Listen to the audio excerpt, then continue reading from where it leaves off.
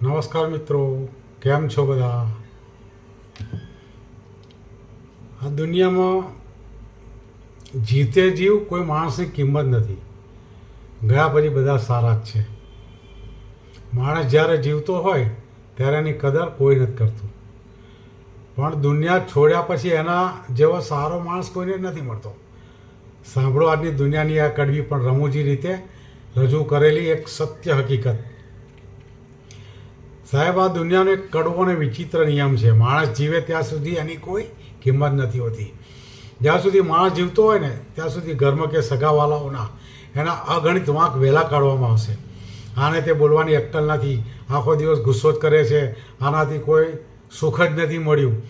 પણ જેવો આ માણસ દુનિયા છોડીને જાય ને સાહેબ, એટલે કે આખી દુનિયાના એક્સપ્રેશન અચાનક બદલાઈ જાય.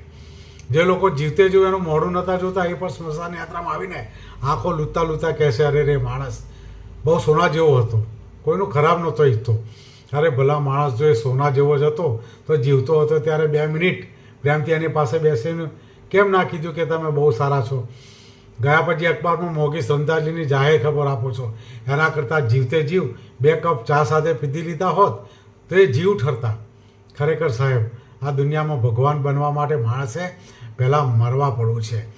જીવતે જીવ તો કોઈ પાણીનો પ્યાલો નથી પૂછતું ને ગયા પછી આ ગુકામ ગંગાજળ લઈને દોડે છે. જીવતો હોય ત્યારે માણસ લાખ ભૂલોથી ભરોડે લાગે ને મરી ગયા પછી એનો ફોટો એના ચંદન હાર જોડે છે. કેવી લાગી આ વાર્તા? સાચી લાગી હોય તો લાઈક, કોમેન્ટ, શેર જરૂર કરજો, સબસ્ક્રાઈબ કરજો. ધન્યવાદ.